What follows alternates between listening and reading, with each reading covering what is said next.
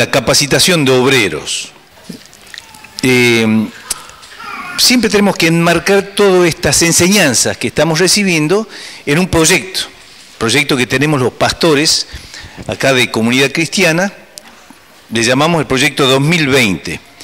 Y siempre recordamos los objetivos de este proyecto: hacer discípulos en el lugar donde vivimos, tomando la evangelización como nuestro estilo de vida. Plantar el reino, plantar iglesias, extendiéndonos desde nuestras propias congregaciones hacia las localidades del país que nos tiene preparadas el Espíritu Santo. Pueden decir amén, ¿no? Cada vez. Eso. Y para que eso ocurra, es necesario, imprescindible, la capacitación de obreros del Señor, formándolos, apoyándolos y enviándolos. Cuando Cristo vio a la multitud como ovejas sin pastor y sintiendo compasión por ellos, les dijo a los discípulos: rogad al Señor de la mies. La mies es mucho y los obreros son pocos. Rogad al Señor de la mies que envíe obreros a la mies. En este tiempo donde la iglesia se está levantando gloriosa, el Señor necesita obreros. Por eso es que pone carga en nuestros corazones y estamos en esa capacitación.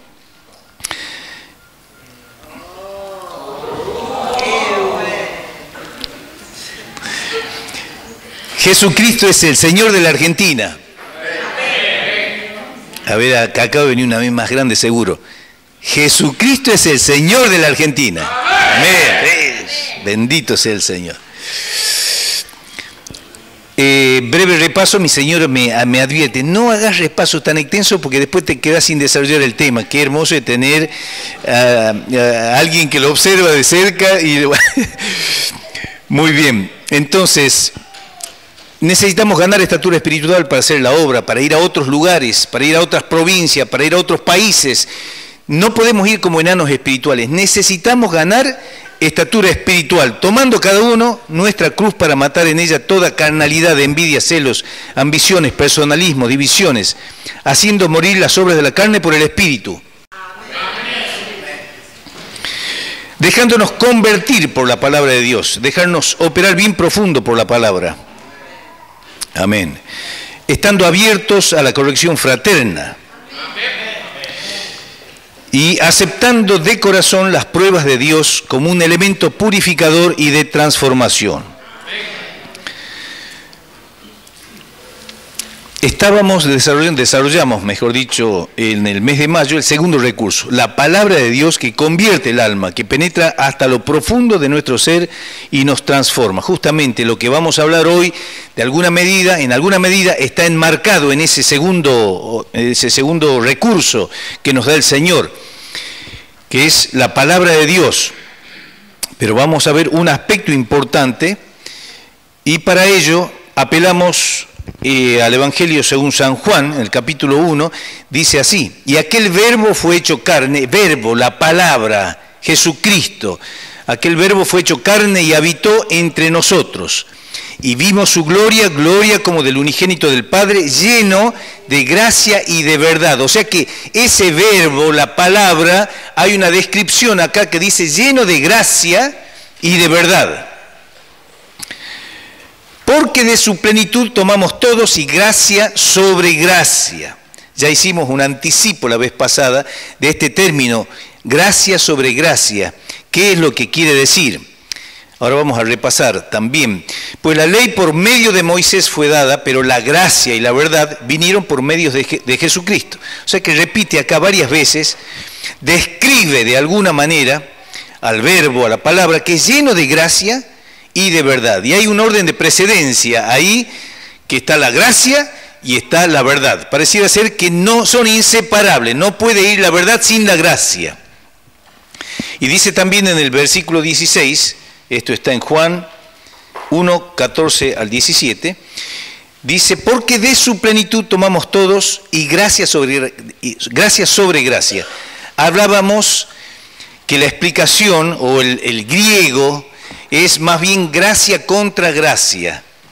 Es a una gracia que estaba, que es la ley, se opone, pero no se opone para desplazar, sino cubriendo, superando otra gracia mayor.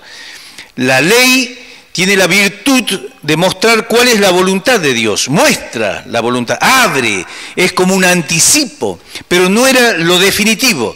Lo definitivo es Jesucristo.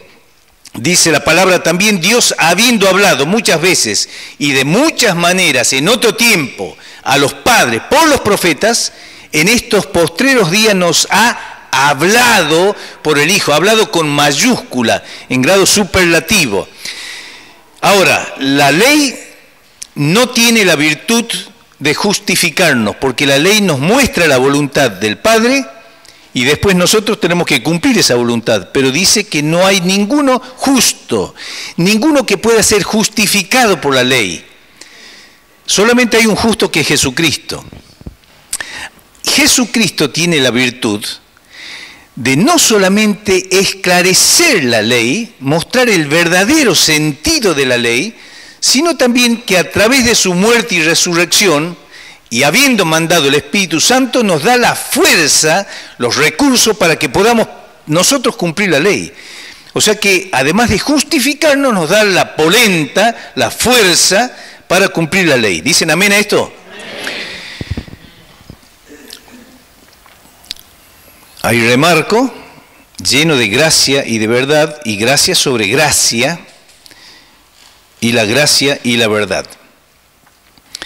Esto es lo que acabo de mencionar, charis contra charis, sobre la gracia que había derramado Dios sobre los hombres a través de Moisés, ahora se derrama una gracia superior, Jesucristo. Esta nueva gracia dada por Dios no anula, ni se opone a la gracia anterior, sino que la contiene y supera.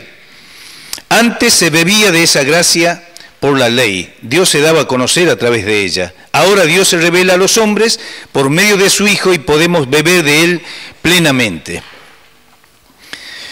Ahora, ha ocurrido a lo largo de los siglos, como estamos en una lucha espiritual, el diablo no se queda quieto, el diablo quiere frustrar los planes de Dios, esa es la realidad. Entonces sobre esta gracia hubo como un movimiento pendular. Cuando está dada la gracia, el diablo se esmera en la humanidad para hacer malinterpretar esa gracia. Ahí vamos a ir viendo. Decíamos que Jesucristo, el verbo, la palabra, lleno de gracia y de verdad. Eso es la revelación plena. Ahora, surge un movimiento como pendular. El diablo empuja esto, distrae y hace malas interpretaciones en la gente, hace el abuso del mal pensamiento en la gente. Y lo que es esa gracia pura, perfecta, muchas veces se transforma en libertinaje, que es gracia sin compromiso, gracia barata, sin compromiso, sin cruz, es carnalidad. Ahí no se predica mucho sobre lleva su cruz cada día, sino que vive como quiera, total, ya estás justificado, ya estás perdonado, entonces hacé la tuya, hacé tu vida.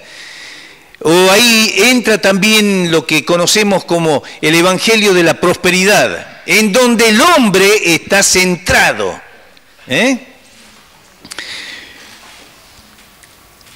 Y en el otro extremo, el diablo va corriendo de un lado para otro y lleva al otro extremo.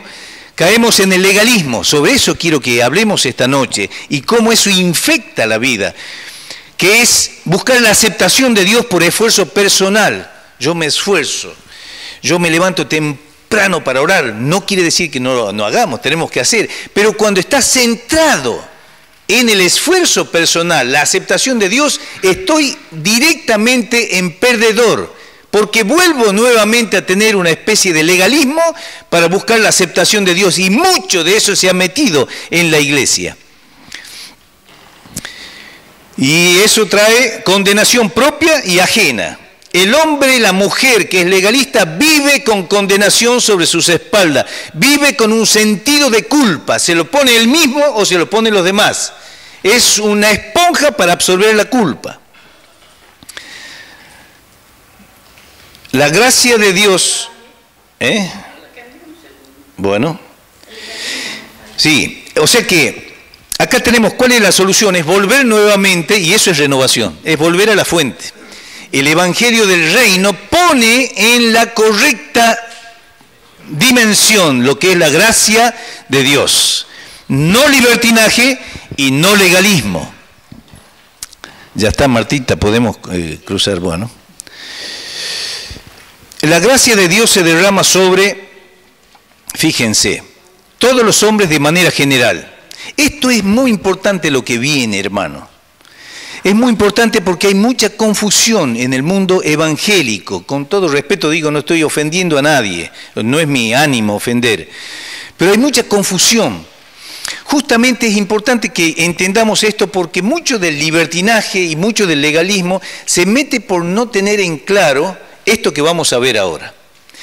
Tenemos que saber distinguir que todos los hombres de manera general son depositarios de la gracia de Dios. Fíjense lo que dice acá. La palabra dice, para que seáis hijos de vuestro Padre que está en los cielos. Esto dice ahí en Mateo, en el Sermón del Monte, que hace salir su sol, es su sol, sobre malos y buenos, y que hace llover sobre justos e injustos. Hay una gracia general que se derrama para todos los hombres, porque Dios es abundante. Pero tenemos que saber distinguir de otra gracia. Sus hijos de manera particular reciben esa gracia derramada por Dios y dice así, mas a todos los que le recibieron, a los que creen en su nombre, esto no es para todos, es para los que le recibieron, para los que creen en su nombre, les dio potestad de ser hechos hijos de Dios, los cuales no son engendrados de sangre, ni de voluntad de carne, ni de voluntad de varón, sino de Dios. ¿Cuántos dicen amén a esto? Hay algunos que piensan, muchos piensan, y en nuestro país muchos piensan, todos somos hijos de Dios. Concepción especialmente católica, universalista. Todos somos hijos de Dios. No somos todos hijos de Dios, sin hacer discriminaciones. Sí somos todos criaturas de Dios. Pero los hijos de Dios son aquellos que lo recibieron, aquellos que creyeron en su nombre, y Él les da potestad de ser hechos hijos de Dios. Ahora, fíjense cómo opera esa gracia de salvación en la vida de los hombres. Es importante entender cómo opera esa gracia de salvación. ¿Cuál es la condición para que el hombre sea salvo? Vamos a ver esto. La condición para ser salvo en la tradicional propuesta evangélica es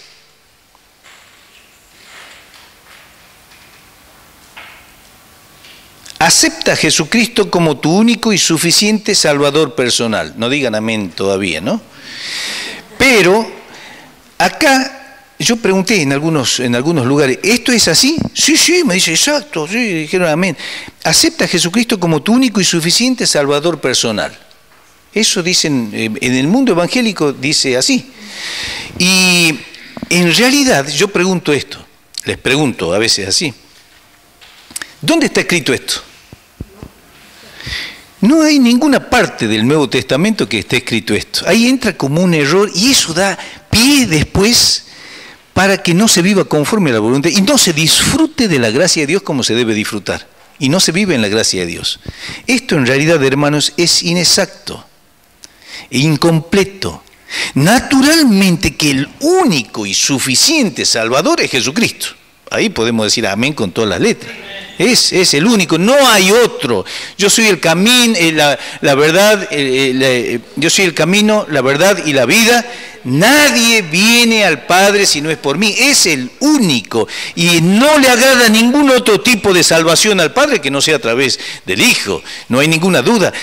Pero pareciera ser que esta fórmula está en el Nuevo Testamento y no está. No está en el Nuevo Testamento. Acepta a Jesucristo como tu único y suficiente Salvador personal. No está. Y confesares con tu boca que Jesús es el Señor. Gracias, porque estás siguiendo los pasos que seguiste con Juan Manuel, que me está anticipando. Muy bien, Martita. Ahí vamos. La condición para ser salvo, según el Evangelio del Reino, es... Mira, ahí está Marta, ¿viste? Ponete contenta. Esta es la palabra de fe que predicamos, que si confesares con tu boca que Jesús es el Señor y creyeres en tu corazón que Dios le levantó de los muertos, serás salvo. Amén, decimos. Amén. ¿Se dan cuenta que acá, para que opere esa gracia en los hijos de Dios, tiene que haber primeramente un reconocimiento de Cristo? Yo tengo que confesarlo como tal, tiene que haber un compromiso, una entrega de mi vida para que eso opere, porque Él quiere lo mejor para los hijos, pero tenemos que ser hijos con todas las letras. No podemos ser hijos así con la otra fórmula, donde no hay ningún compromiso, donde sigo haciendo lo que a mí se me ocurra, donde pasa a ser Dios un gran proveedor tuyo de tus necesidades, y es verdad que Dios provee, y es verdad que Dios que satisface tus necesidades, pero vos no sos el centro. No es el centro la necesidad del hombre. El centro es Jesucristo, el Kyrios, el Señor. Amén, decimos. ¿Hay alguna duda sobre esto o alguien quiere hacer algún aporte sobre esto? Con todo estamos en la libertad de la familia. Luis, sí. La primera expresión nos daría la idea de un libertinaje. Sí, claro. No hay promesas, no hay demandas. Entonces, Él me tiene que servir a mí, es mi Salvador. Sí, aunque no sea libertinaje, es más antropocéntrico.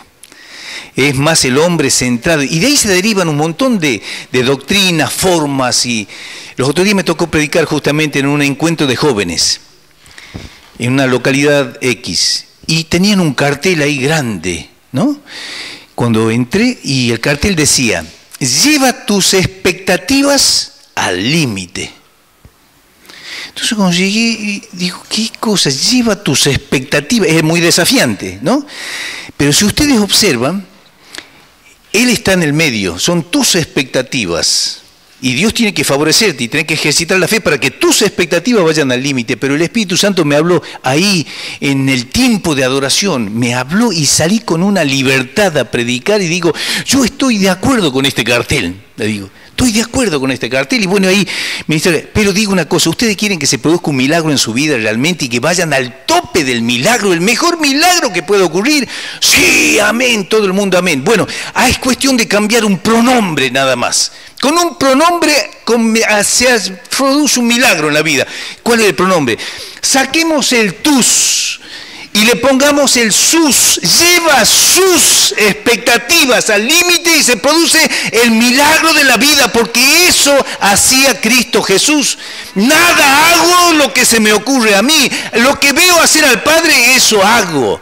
Centrada la vida en Cristo, en su voluntad, como Él lo hizo con el Padre. Mis palabras no son mías, sino son de aquel que me mandó. Y busco la gloria de Él, no busco la gloria personal. Hoy en día, justamente por esto, hay mucha gente que está detrás del desarrollo de la fe y de todas estas cosas centrada en el hombre. Ese no es el Evangelio del Reino.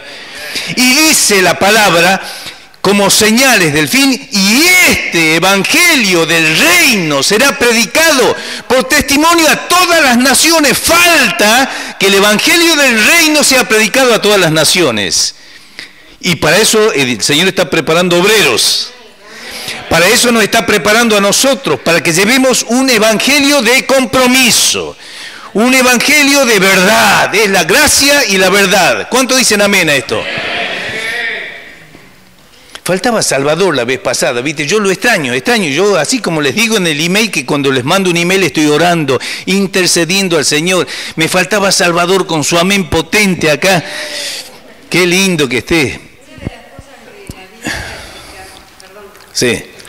Cuando Jesucristo es el Señor, eso, si nosotros analizamos, por ejemplo, en cualquier situación que estamos viviendo, nos salimos de ese mosaico, digamos, de Jesucristo es el Señor en este área de mi vida o en la otra, hay una alteración de nuestra vida espiritual. No, amén, amén. Gracias, Estela. Yo invito a que leamos un poquito acá en Gálatas, hagamos como una recorrida que va a ser breve. En Gálatas justamente, ahí es como que, me gustó Juan Manuel cuando decía, pareciera ser a veces, viste cómo lo dibujan al Cristo en las estampitas. Parece alguien que está ahí, viste, pobrecito, no vaya a querer hablar fuerte porque se asusta. Dios mío, era todo amor, la gente se abría, la gente tenía confianza, se acercaba, era todo lo contrario al religioso, todo lo contrario, era sencillo, abordable, lleno de gracia y de verdad, justamente. Y Pablo también se fastidiaba. Porque es bueno el celo santo, es bueno el enojo. A veces hacen creer de que el cristiano tiene que ser como de plástico. Viste que estás ahí, no hay emociones, o si no, un aleluya y nada más. No es así. Tenemos emociones y si nos enojamos, dice la palabra, airaos, pero no pequéis. Porque si somos de plástico no vamos a llegar a nada. Tenemos que ser con las emociones bien ordenadas, naturalmente, pero tenemos que estar ahí. Nuestras emociones están presentes, está presente nuestro espíritu, nuestra alma plenamente y nuestro cuerpo. ¿Cuánto dicen amén? Y acá Pablo esta carta que escribe a los Gálatas es una carta visceral, parecido a lo que decía Juanma. Una carta con enojo, con fastidio. No sé si 3 o 4 veces los reta a los Gálatas. Gálatas insensatos, le dice. Este apóstol, ¿viste? ¿De qué parroquia viene? ¿Viste? Porque estaba pasando algo grave. Estaba pasando algo muy grave y él advierte. Y ¿saben una cosa? Mucha de esa advertencia que tuvo Pablo también el Señor está demandando en este tiempo a nosotros. Ojo, muchachos, pero escúcheme, en la Gálatas dice también, habiendo empezado ustedes por el Espíritu, van a terminar ahora por la carne. Como movimiento de restauración de la iglesia, nosotros tenemos que hacernos justamente esta pregunta. Empezamos por el Espíritu, hubo una efusión del Espíritu, vino revelación, pero vamos a terminar por la carne ahora. Vamos a terminar siendo religiosos y legalistas o libertinos. El Señor está mandando que otra vez volvamos a ese eje rector que es el Evangelio del Reino, que se modifique en nuestras vidas, nuestra manera de pensar. ¿Hay algún amén ahí? Amén. La palabra insensato es mucho más dura en el original, no la traducen. Sí, claro, es mucho más fuerte. Aquí acota Juan Manuel. Sí. Y bueno, no lo quería decir Juanma, pero lo dijo él, Dice, Gálatas estúpido, dice, queda más elegante insensato, ¿viste? Lo dejemos en insensato.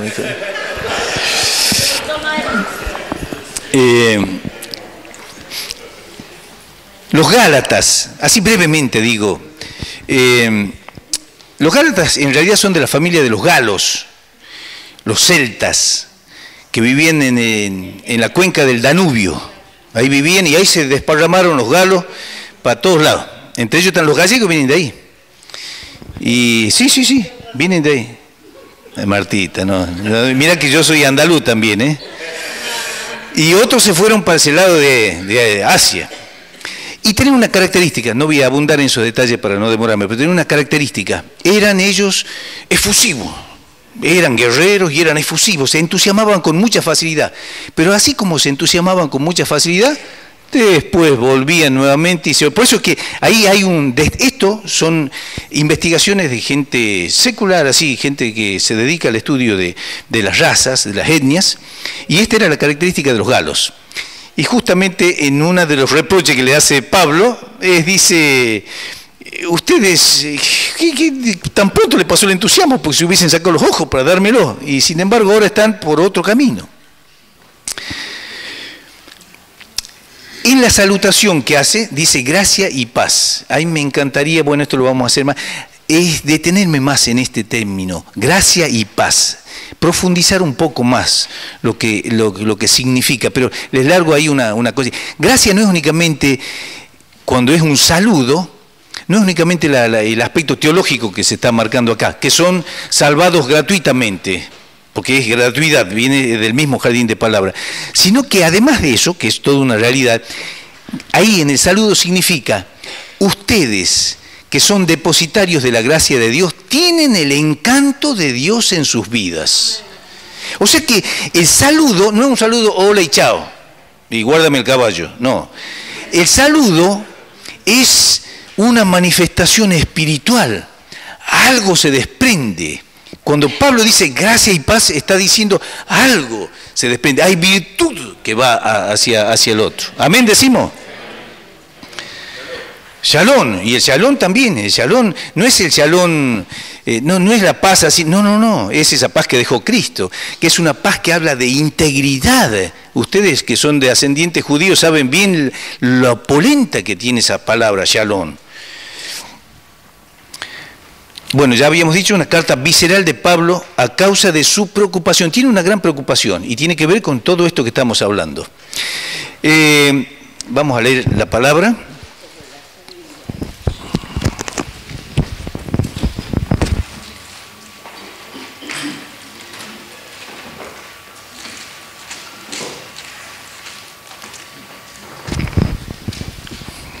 Después de saludar y todo esto que hemos venido hablando, ahí en Gálatas, capítulo 1, versículo 6, dice, estoy maravillado. Acá ya empieza a mostrar ese fastidio santo, de que tan pronto os hayáis alejado del que os llamó por la gracia de Cristo para seguir un evangelio diferente.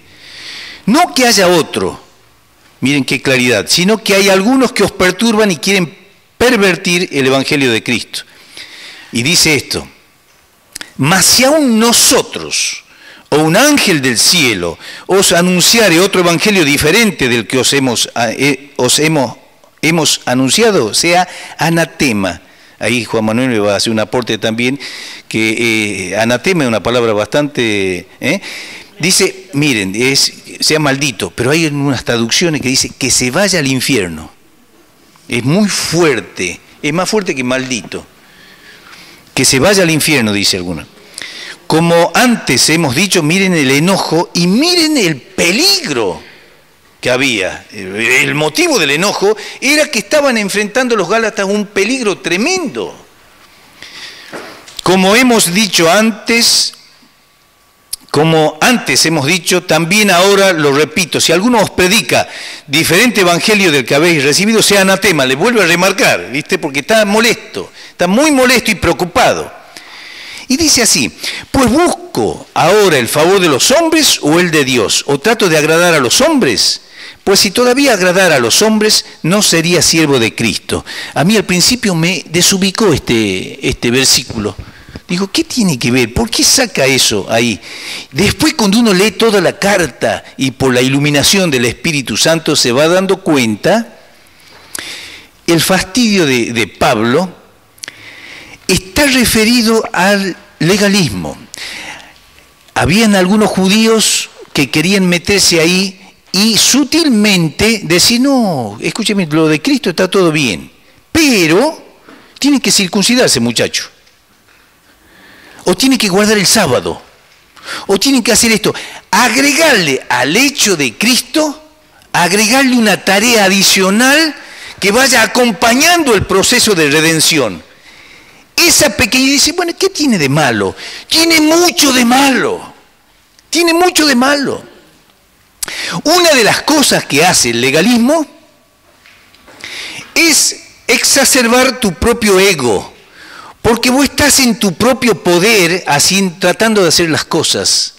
Y te estás midiendo con quien te puedas medir. Estás en competencia permanente. Además de una cruda insatisfacción que tenés en tu alma, estás siempre ahí con algo en tu corazón. Y además, el legalismo hace que se busque el aplauso de los demás. El legalismo hace como vos estás haciendo mucha fuerza y vas remando en la vida para... entonces vos querés un ánimo.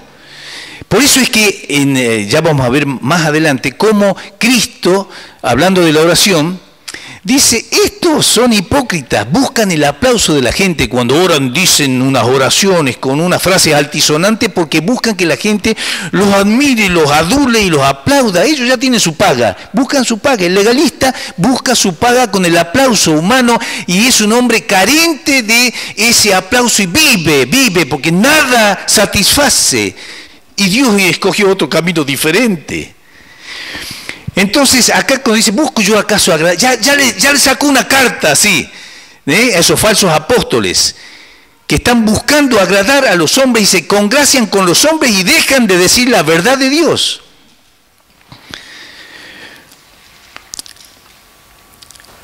Otra de las características del legalismo es la simulación y la hipocresía. Miren lo que pasa acá. Acá esto es de mucha enseñanza, porque acá lo confronta un apóstol.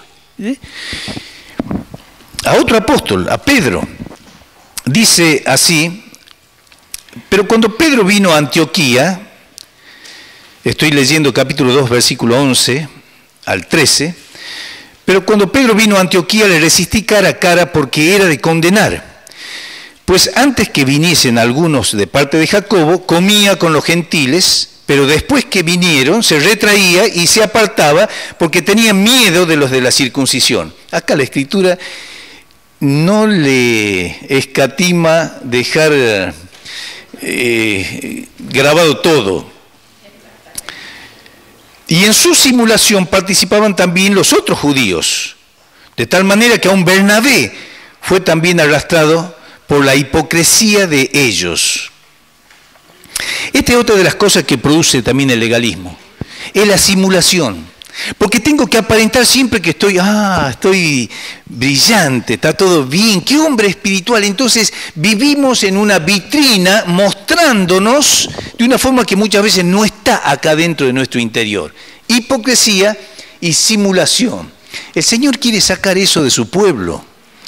El Señor quiere que nosotros seamos de unas cartas abiertas. Lo que somos para afuera somos para adentro. Desde adentro somos exactamente lo mismo. Eso es lo que muchas veces decimos. El religioso viene a los cultos y aleluya y todo eso, ay, cómo le va, pero después no se corresponde con su realidad. Es una simulación. De eso nos libró el Señor y de eso nos quiere seguir librando el Señor, porque cuando aparece todo este mover del espíritu nos saca de toda religiosidad. Pero poco a poco el hombre natural va buscando otra vez a caer en los viejos cauces y el Espíritu Santo nos va alertando y dice, no, por ahí no muchacho, ese paso ya estuvimos. Ya salimos de toda la hipocresía religiosa y de toda la simulación y ahora estamos en otro tiempo. Estamos en el tiempo de la gracia, que es el tiempo que viene desde Cristo para acá, pero la gracia bien interpretada, que ahora vamos a ver un poquito más de eso. El núcleo de la preocupación de Pablo lo encontramos en Gálatas 2, 15 y 16. Que dice, nosotros judíos de nacimiento y no pecadores de entre los gentiles, sabiendo que el hombre no es justificado por las obras de la ley, sino por la fe de Jesucristo, nosotros también hemos creído en Jesucristo para ser justificados por la fe de Jesucristo y no por las obras de la ley, por cuanto por las obras de la ley nadie será justificado. Ahí está el centro de la preocupación. ¿Cómo somos justificados? Justificados, hechos justos delante del Señor. No es por las obras de la ley, sino es por la fe de Jesucristo. Como decíamos al comenzar, podemos comenzar por el Espíritu, pero terminar en la carne. Acá en Gálatas 3, 2 y 3 dice, esto solo quiero saber de vosotros. ¿Recibisteis el Espíritu por las obras de la ley o por el oír con fe? ¿Tan necios sois? Ahí está otro término, Juanma, no sé qué le pones ahí. ¿Tan necios sois, habiendo comenzado por el Espíritu, ahora vais a acabar por la carne? O sea que podemos tener un comienzo real en el Espíritu, pero podemos acabar en la carne. También esto es otra cosa que yo advertí, porque algunos dicen, no, yo no estoy en el tema del legalismo, porque yo oro en lenguas y yo tengo las manifestaciones espirituales, y eso puede ser una trampa, porque hay muchos que pueden orar en lengua y vivir una vida legalista. Dice así, ahí en capítulo 3, versículo 5, Aquel pues que os suministra el Espíritu y hace maravillas entre vosotros, ¿lo hace por las obras de la ley o por el oír con fe? O sea que estaba viendo una manifestación espiritual hermosísima ahí. Y ellos estaban en medio de eso, pero con la tendencia a vivir de una manera legalista. Explica también la razón de ser de la ley, o sea que no vine a abrogar la ley, dice Cristo. Ahí dice en Gálatas 3, 19, 22, entonces, ¿para qué sirve la ley? Y dice acá, fue añadida a causa de las transgresiones, hasta que viniese la simiente a quien fue hecha la promesa y fue ordenada por medio de ángeles en mano de un mediador. Y el mediador no lo es de uno solo, pero Dios es uno. La ley es buena, pero la ley no puede justificarnos delante del Señor. Y estaba a causa de las transgresiones hasta la venida de Cristo. La preocupación de Pablo es el retorno del legalismo. Y hace una exhortación vehemente a vivir en la gracia. Ahora, ¿por dónde comienza el vivir en la gracia? Pero antes, veamos, ¿qué es un legalista? ¿Cómo se vive, cómo se puede caer en una vida legalista? Es cuando yo estoy buscando la aceptación. Por ejemplo, en la sociedad hay mucho legalismo. Mucho legalismo. Vemos por nuestros hijos, nuestros nietos, cómo son presionados por el legalismo de la sociedad. Si no compras tal tipo de zapatillas, por ejemplo, entonces está fuera. Hay un montón de normas y códigos que si no lo cumplís estás fuera y la gente sufre. Y la gente, porque nunca se alcanza, porque cuando ya las Adidas no van, entonces ya tiene que pasar a otra, y ya tiene que pasar a otro. Y está siempre rindiendo examen en la sociedad, está siempre, y siempre te falta 5 para el peso. Una característica del legalismo es que siempre te falta 5 para el peso. Lográs y después ¿Y saben dónde hay mucho legalismo? Que vamos a hablar en los otros lunes. Hay mucho legalismo en los propios hogares, en nuestras propias vidas. Está enraizado el legalismo en la sociedad, en las familias. Si no tomás la sopa, entonces no querés a mamá. Está condicionando la aceptación con la conducta.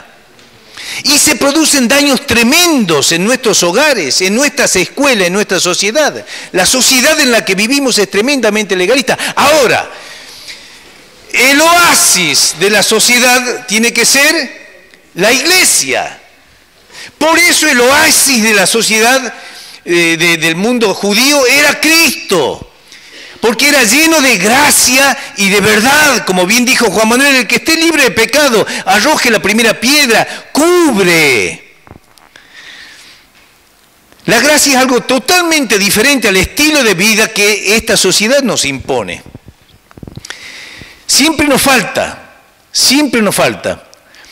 Vamos a ver en los otros lunes también nuestra relación con Dios. Hay muchos que no se acercan a Dios como deben acercarse por actitudes legalistas asumidas, a veces en la misma iglesia. Y Dios nos quiere curar de eso. Tenemos un Padre tremendamente amoroso que muchas veces lo sentimos distante a causa de cosas que se han metido en nuestra cabeza. Y Dios la quiere sacar.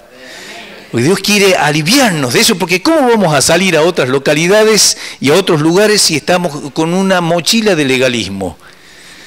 El legalista se lo olfatea enseguida, aunque no sean cristianos, porque son seres espirituales también los otros. No, más de esto, más de lo mismo. Toda esa serie de decir, no, hay algún concepto que tienen. Dicen, no, ustedes los evangélicos son una máquina de prohibir. Porque pasa por ahí, parece ser la vida del legalismo. Porque viven en la ley, no hacer esto, no hacer esto. No decimos que no haya que no hacerlo, por supuesto que sí. Pero la gracia precede, lleno de gracia y de verdad. Amén, decimos. ¿Por dónde comienza el vivir en la gracia? Yo me entusiasmo y ¿cómo vamos? Ya estamos ahí. Bueno, ¿por dónde comienza el vivir en la gracia?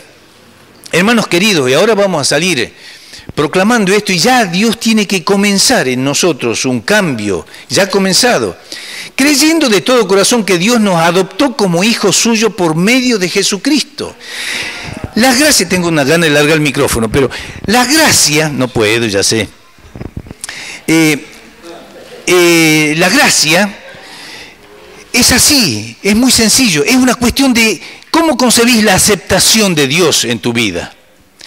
La ley hace que vos tengas que hacer cosas y vas a hacer toda tu vida cosas procurando que Dios te acepte y vivís insatisfecho. Decís, bueno, tengo que levantarme más temprano y tengo que orar porque está centrado en el poder tuyo de la oración, no el poder del Señor. Y dicen, porque vinieron corrientes así, no, hay que orar 1 hora.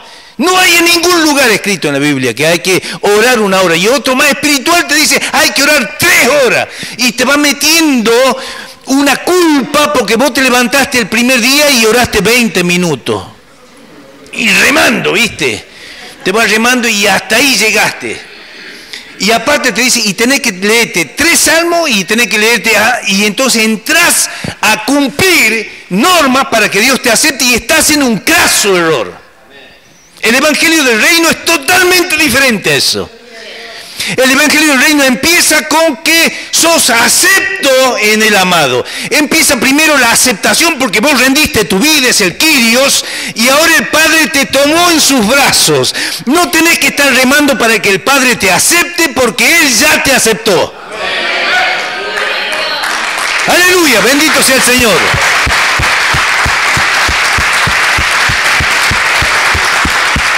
Gracias, Señor. Dice así, pero cuando vino el cumplimiento del tiempo, Dios envió a su Hijo, nacido de mujer y nacido bajo la ley, para que redimiese a los que estaban bajo la ley, a fin de que recibiésemos la adopción de hijos. Se jugó todo y te hizo un hijo suyo, propio, te adoptó. Es algo brillante en la humanidad lo que hizo el Señor. Y por cuanto sois hijos, esto lo subrayé, llena de gozo. No importa lo que estés atravesando en la vida, gozate con esto. Y por cuanto sois hijos, Dios envió a vuestros corazones el espíritu de su Hijo, el cual clama, Abba, Padre.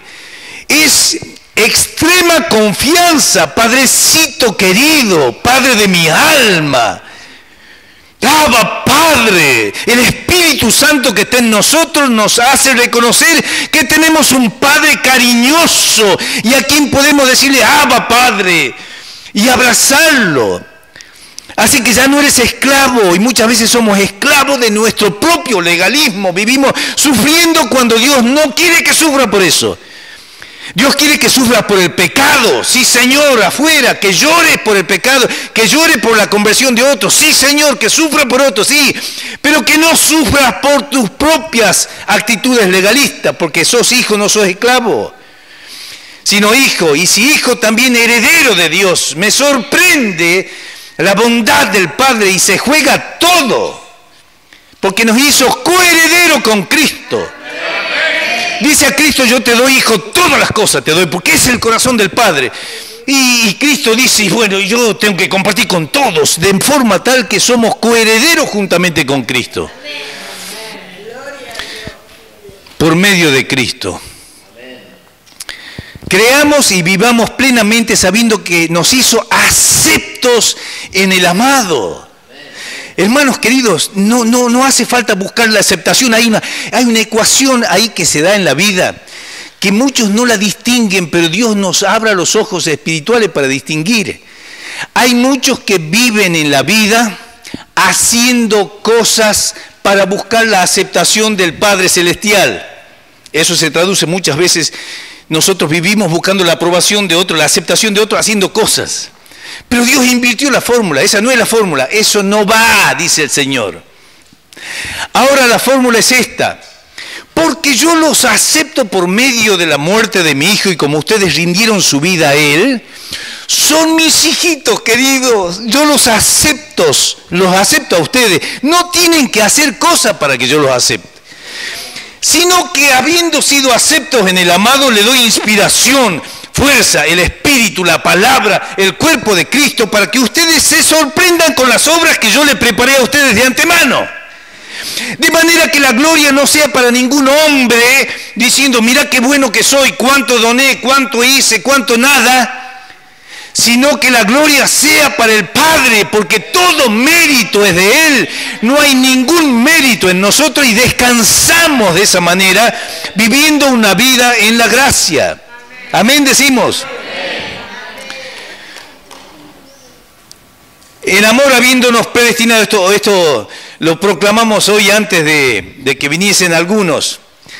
En amor habiéndonos predestinado para ser adoptados hijos suyos, por medio de Jesucristo, según el puro afecto de su voluntad, para alabanza de la gloria de su gracia, con la cual nos hizo aceptos en el amado. Menciona cuántas veces para la alabanza de la gloria de su gracia. Menciona muchas veces porque hay una expresión, acá está en un tono distinto que en los Gálatas, hay una expresión de decir, hemos sido creados para vivir admirados de la gloria de su gracia. Eternamente lo que vamos a hacer es estar embobados con nuestro Padre. Comencemos ahora y revirtamos la historia de nuestra vida y de la humanidad.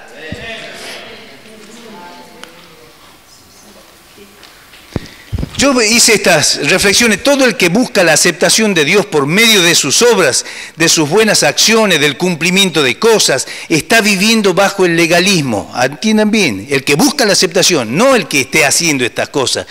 Porque yo puedo hacer las mismas cosas. Hay dos personas que están ofrendando.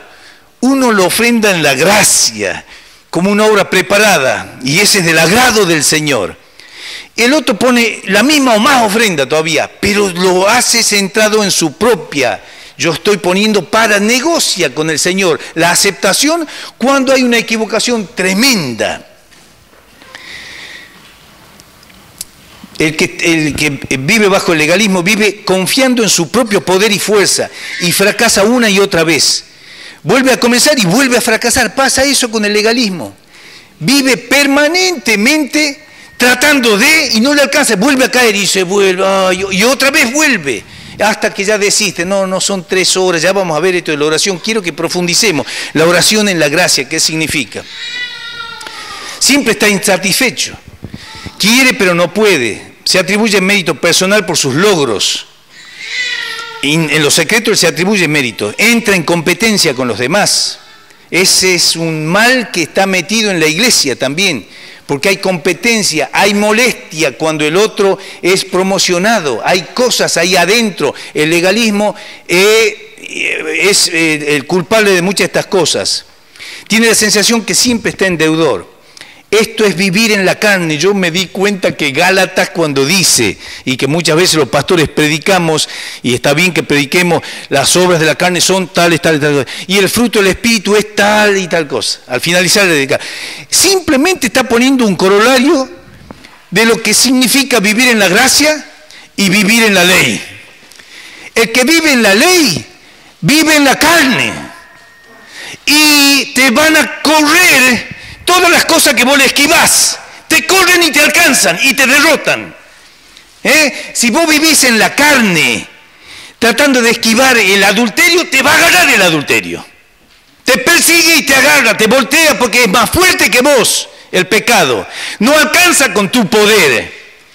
Vivir en el Espíritu es vivir en los brazos del Padre, donde no confía en tus fuerzas, pero el Espíritu Santo te da el poder y vences el pecado. Amén, decimos.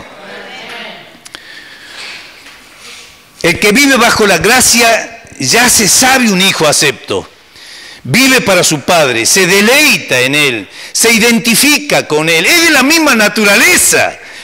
Él quiere ser santo no porque los pastores le digan, ni para ser a ojos vistas de los demás, qué santito que es este. Quiere ser santo porque su naturaleza ha sido transformada Es de la naturaleza del Padre. Yo tengo apetito de santidad porque mi Padre es santo, no porque me lo dicen, no porque hay una lección que tengo que aprender. Mi naturaleza nueva me lleva a la santidad. Se deleita en Él, se encuentra con el Padre, es conocido por el Padre. Hay una relación de intimidad y el Padre lo conoce porque la gracia únicamente permite que ese conocimiento ocurra. Vive en su poder, disfruta de la comunión, descansa en Él y se expone con docilidad a su tratamiento, no le anda esquivando. Toma el tratamiento de una manera diferente al que vive en la ley, vive sufriendo y vive conmiserándose. ¿Por qué a mí? Porque tiene un alto concepto de sí mismo. Yo estoy haciendo esto, ¿por qué a mí? Va descubriendo las buenas obras preparadas de antemano y se goza y sabe que todo es del Padre y le atribuye todo mérito a Él. Esto es vivir en el Espíritu. Amén, decimos. Saben que yo me metí a bucear ahí, hace años que ando buceando, y Romano lo interpreta ahora así bien.